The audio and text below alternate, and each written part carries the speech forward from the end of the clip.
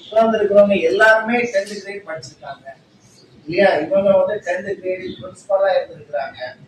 உங்களோட வயசு அதுவும் ஜாஸ்தி. அப்ப இந்த உலகத்தை உங்களை விட எங்களுக்கு கொஞ்சம் அதிகமா தெரியும். அப்போ இந்த உலகத்தை நாம எப்படி ஜெயிக்கலாம், எதிர்கொள்ளலாம் அப்படின்றத எங்களுடைய சின்ன ஒரு எக்ஸ்பீரியன்ஸ்ல இருந்து நான் உங்களுக்கு ஷேர் பண்றேன். அதை நீங்க கவனமா கேளுங்க இல்லையா? நீங்க எல்லாரும் என்னுடைய ரிலேட்டிவ் தான், உங்க பேச பார்த்தா தெரியுது இல்லையா? வாழ்க்கையில முன்னேறணும், அடுத்தடுத்து நகரணும், என் அம்மா அப்பாவுக்கு நல்ல ஒரு டிக்னிட்டியான ஒரு ப்ரிவிலேஜான ஒரு ஸ்டேட்டஸ் கொண்டு நகர்த்தணும் அப்படின்னு எல்லாரும் விரும்புவீங்க. அது ரொம்ப ரொம்ப முக்கியம் இல்லையா? அதுக்கு இந்த கவுன்சிலிங், இந்த அட்வைசஸ், இந்த மெசேஜஸ் அது உங்களுக்கு கொஞ்சம் யூஸ்ஃபுல்லா இருக்கும் இல்லையா? மோஸ்ட் ஆஃப் தம் அவன் கிளாரிட்டியான ஒரு ஆன்சர்ஸ் வராது இல்லையா? அதான் உண்மை, கிளாரிட்டியான ஆன்சரே வராது. சிலவங்க சொல்றாங்க எங்க அப்பா ரொம்ப ப்ரெஷர் கொடுக்குறாரு அதனால படிக்கிறேன், சிலவங்க டீச்சர் ரொம்ப ப்ரெஷர் கொடுக்குறாங்க அதனால படிக்கிறேன் அப்படின்னு அவங்க சொல்லுவாங்க.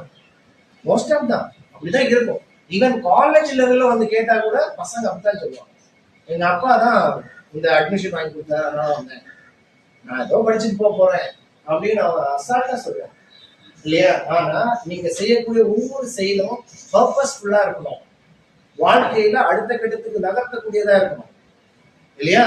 அதான் மீனிங்ஃபுல் லைஃப் இல்லையா? மீனிங்ஃபுல் லைஃப் புரியுதுப்பா? இந்த வயசுல உங்களுக்கு இம்பார்ட்டன்டான ஒரு விஷயம் தேவை இருக்கு. அது என்ன அப்படின்னா, not only this age, throughout your career உங்க லைஃப்ல ரொம்ப ரொம்ப இம்பார்ட்டன்டான ஒரு விஷயம். அது என்ன அப்படின்னா, இங்கிலீஷ்ல என்ன சொல்லுவாங்க, விஸ்டம் அப்படின்னு சொல்லுவாங்க. அது தமிழ்ல என்ன, ஞானம். புரியுதா சொல்றது? ஞானம், அப்புறம் இன்னொன்னு இருக்கு அறிவு. ரெண்டுமே interrelated, but both are quite different இல்லையா? ஞானத்தை சம்பாதி, எதை சம்பாதித்தாலும் ஞானத்தை சம்பாதி.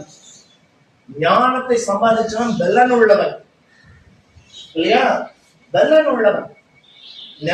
ஞானம் ஒருத்தனுக்கு இருந்தாச்சு அப்படின்னா இந்த உலகத்தை ஜெயிச்சிருவான் அப்படின்னு ஞானத்தை பத்தி அப்படி நிறைய விஷயம் வந்து நீங்க நீதிமொழிகளை படிச்சாதான் உங்களுக்கு நிறைய தெரியும் இல்லையா? ப்ராவர்ப்ஸ் 24:5 நினைக்கிறேன் இல்லையா?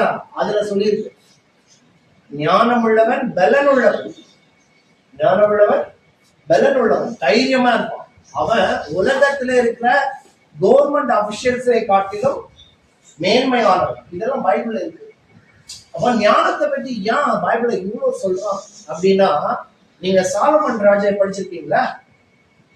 சாலமன் ராஜா ஒரு யங் ஏஜ்ல அவன் உலகத்தில் உள்ள எல்லா ராஜாக்களும் மேன்மை இருந்ததா அவன் காணப்பட்டான். அவங்க ஒரு விஷயம் இருந்தது, நீ 12th முடிச்சுட்டு போகும்போதும் அவங்க 10th மார்க்கை கன்சிடர் பண்றாங்க. எதுக்காக தெரியுமா? ஸ்காலர்ஷிப். ஸ்காலர்ஷிப் நீ ப்ரொசீட் பண்ணும்போது 10th மார்க்கை கன்சிடர் பண்றாங்க. எபோவ் 75% இருக்கா கேட்கிறாங்க. What is my point? அப்போ எபோவ் 75 இருக்கிறது மாதிரி ஒண்ணு நீ தயார் பண்ணு.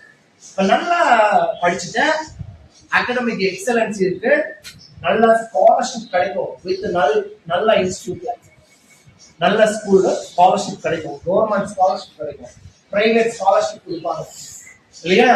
இப்போ இந்த ஜேர்னில நீ சக்சஸ்ஃபுல்லா போயிட்ட அப்படின்னா உனக்கு நல்ல ஜாப் ஃபியூச்சர்ல இருக்கு இல்லையா? நல்ல ஜாப் கிடைச்சாச்சுன்னா உன்னுடைய லைஃப்ல நீ எக்கனாமிக்லி எம்பவர்மெண்டா இருக்கலாம். எக்கனாமிக்லி எம்பவர்மெண்டா இருக்கலாம். இப்போ உங்களுடைய ஃபேமிலியை பத்தி எனக்கு தெரியாது, ஆனா I am assuming who are sitting in the class, most of them they belongs to lower middle income family. ஏன்னா நானும் அதுல இருந்து தான் வந்திருக்கேன். உங்களை ஃபேஸ பார்த்தா என் சொந்தக்கார மாதிரி இருக்குன்னு அதனால தான் சொன்னேன் இல்லையா? ரைட் இல்லையா? அந்த மாதிரி இருப்பான். எல்லாருமே உன்னை உதாசீனப்படுத்துவாங்க. ஆனா நீயுமே வாழ்க்கையில பிரிவிலேஜான பர்சன் ஆக முடியும். அது only gateway is education. Gateway is education இல்லையா? நீ உங்களுக்கு பார்த்தா அந்த யூடியூப்ல ஒரு வந்திருக்கு, நான் பார்த்துருக்கேன். ஒரு IAS ஆபீசர்ஸ் 2 கால் 2 கை, அவரால் நம்மள மாதிரி வாக் பண்ண முடியாது இல்லையா? நம்ம தரையில அப்படி மூவ் பண்ணி கிளைம் பண்ணி தான் போவாரு. அதுக்கு பக்கத்துல ஒரு செக்யூரிட்டி இருப்பாங்க, கலெக்டர் ஆஃபீஸ். அவர் கலெக்டரா இருக்காரு. ஏன் அவர் அந்த பொசிஷன் வந்துச்சு? ஏன்னா அவருடைய எஜுகேஷன், ஐஏஎஸ் எஜுகேஷன். புரியுதா நான் சொல்றது? ரைட்.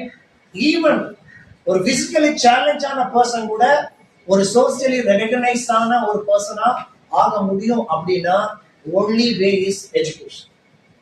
only way is எல்லாரும் 90க்கு மேல தான் வச்சிருக்காங்க. இவங்க சொன்ன ஸ்ட்ராட்டஜி, இவங்க ஃபாலோ பண்ண ஸ்ட்ராட்டஜி. ஸ்ட்ராட்டஜினா என்ன அப்படின்னா உத்தின்னு அர்த்தம். இல்லையா? இந்த ஸ்ட்ராட்டஜி எப்பெல்லாம் அப்ளிகபிள் ஆகும் அப்படின்னா, நீ ஒரு எனிமியை பார்க்குற, அந்த எனிமி ஒன்னோட பெருசா இருக்கும், இம்பாசிபிள் டு அட்டைன் அப்படின்னு ஒரு மைண்ட் செட் வந்துருச்சு இல்லையா? இம்பாசிபிள், அதை ஒரு பாசிபிள் ஆக்கணும் அப்படின்னா டெஃபினட்டா ஸ்ட்ராட்டஜி தேவை. உத்தி. என்னால இவ்வளவு மார்க் 400 எபோ எடுக்க முடியாது அப்படி மென்டலி ப்ரிப்பேர்ட் ஆயிட்ட அப்படின்னா we need strategy. அந்த ஸ்ட்ராட்டஜி தேவை. அந்த ஸ்ட்ராட்டஜி இருந்தா ஒன்னாலையும் அதை பிரேக் பண்ண முடியும். Impossible will be turned into possible. புரியுதா இல்லையாப்பா? அவங்களுடைய இதான் நான் சொல்றேன். Okay, first and foremost thing என்ன அப்படின்னா, first and foremost thing vision. உன் வாழ்க்கையில நீ சாதிக்கணும் அப்படின்னா first and foremost thing vision. இல்லையா? இப்ப 10th முடிச்சுட்டு அடுத்து 12th போகணும் இல்லையா? 12th முடிச்சுட்டு அடுத்தது என்ன? இந்த 12th பேஸ் 10th இல்லையா? 12th base 10th. அப்போ 10th mark is more important. More important. அப்போ 10th பேஸ் பண்ணி தான் 12th போக முடியும் இல்லையா? அப்போ 12th முடிச்சு அடுத்து என்ன பண்ண போற? உன்னோட ஃபியூச்சர் லைஃப் எப்படி இருக்கும்? இது எல்லாமே வெரி வெரி இம்பார்ட்டன்ட் இல்லையா? அப்போ உன்னுடைய ஒண்ணு அப்படின்னா planning and hard work. Planning and hard work. Planning is nothing but strategy. Planning is nothing but strategy. நான் ஆல்ரெடி சொன்ன மாதிரி தான், நமக்கு இம்பாசிபிள் தோன்ற விஷயத்த நீ ஸ்ட்ராட்டஜி ஃபாலோ பண்ணணும் இல்லையா? அதை பிரேக் பண்ணணும். ஃபார் எக்ஸாம்பிள், நீங்க ஒரு மேத்தமெட்டிக்ஸ் படிக்கிறீங்க, ஈக்குவேஷனா இருக்கு, இதை நம்ம படிச்சாச்சுன்னா டெஃபினட்டா நமக்கு இல்லையா hard work, that is also more important. Early morning 4 o'clock இருந்து படிக்கணும். அந்த அச்சீவ் பண்ண குழந்தைங்க சொல்றது, நான் 4 o'clock 5 o'clock 6 o'clock 3 hours கண்டினியூஸா உட்கார்ந்து படிப்பேன். இன் அடிஷன் ரிவிஷன் பண்ணணும் இல்லையா? ரிவிஷன் பண்ணணும். திரும்ப திரும்ப ப்ரீவியஸ் கொஸ்டின்ஸ் எடுத்து ரிவிஷன் பண்ணணும். which means விடாமுயற்சி இல்லையா? திரும்ப திரும்ப ரிவிஷன் பண்ணிட்டே இருக்கணும். அந்த ஆன்சர்ஸ் உங்களுக்கு அப்படி வாட்டர் மாதிரி ஃப்ளோ ஆகும் இல்லையா?